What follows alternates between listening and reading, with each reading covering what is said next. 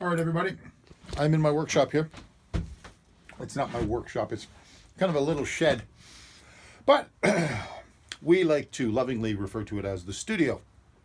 Well, sorry, sunflower seeds. We're forced to be inside today. We can't be out on our little workbench because it's raining and everything is so mucky. So we're just inside. What I'm doing is I'm preparing the copper loop that, on the off chance that we end up back at school before the end of the semester, I'd like everybody in the construction class to have a shot at doing a little soldering of some pipes. So what I'm doing right now is I'm starting to pre-cut all the pieces individually, and I'm using my bench top here as a marker for 48 inches. So as you can see, I've marked off 48 inches, right? And I need so many stations. I need 1, 2, 3, 4, 5 stations, and that marks the 90-degree elbow, and another 90-degree elbow there, where it's going to be a big square. Now there'll be 25 stations all the way around, a couple of extras just in case. So what I need to do is I need to cut these pieces of copper that were donated by Mr. Tenner and one of the custodians. Everybody knows Lloyd. So I need to cut the pieces in the middle right here to the right size, leaving enough room for a T and then another piece over here. So I'm going to lay it out, dry fit everything without soldering it, making sure that I've got it just right. So what I want to do is I want to measure in between each of these sections. See, the T, center of the T is going to be there and there. So the piece will have to be about ½ inch inside each of each T. So that's what I'll have to cut these for, or these into. So I'll need 1, 2, 3, 4, 5, 6 pieces per side, times 4, 6 times 8. I need 48, sorry, I need 6 times 4, I need 24 pieces. 24 pieces of an undetermined size. So what we're going to do, we're going to line these up, take our little tape measure, and very simply kind of measure what looks to be about approximately 7 inches.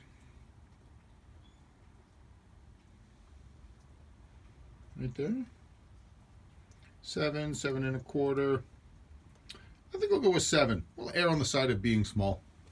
Now what you'll find is inside each of these T's, there's a limit to how far in you can go. You know what, why don't we find out right now?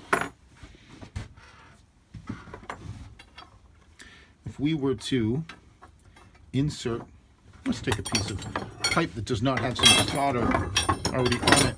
One of the downfalls of using solder that's been recycled is that you don't have a clean pipe to work with. So right now, I've just dry fit that in there. You know what we'll do is we'll make a mark using a little bit of it.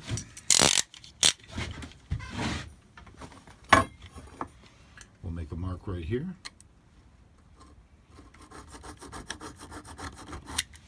And then when we take that cap off, we can measure how far in that T went.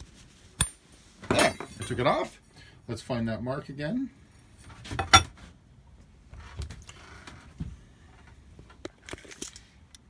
And there's that little cut mark, which to me looks like, I already said it, a ½ inch. Perfect. Good. So we'll have to just lay out 2 copper T's, measure center to center, or not center to center. We'll measure out beginning of the T to the beginning of the T. Bit of a shaky video, but you know how this goes. That looks to be about 6.5. So we're looking at a 7.5 inch piece. Look at that. Perfect. So I need 24 7.5 inch pieces. Anyway, hopefully it wasn't too shaky and you didn't end up with motion sickness. I'll dry fit this whole thing together. I'll have a part 2 of the video where I show you how this whole thing's going to go together, and I'll demonstrate exactly what I expect each of you to, well, have fun trying to do. So it'll be a lot of fun. Anyway, thanks. See you at the next video.